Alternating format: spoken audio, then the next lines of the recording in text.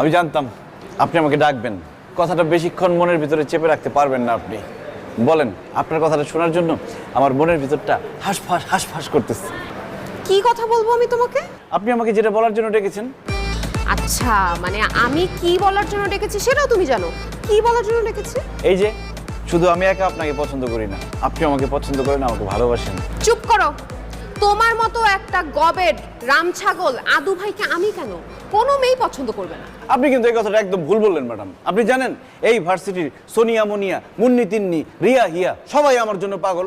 Already দুজন পাগল হয়ে ভার্সিটি ছেড়ে বিদেশে চলে গেছে পড়াশোনা করতে। তারপরও আমি তাদের সাথে প্রেম করি নাই। এখন বলেন, কি জন্য ডেকেছেন? তুমি আমার দিকে একটু তাকাও তো।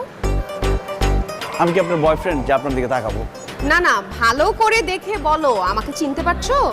চেনা চেনা লাগে, কিন্তু তবুও অচেনা। কোথায় যেন দেখেছি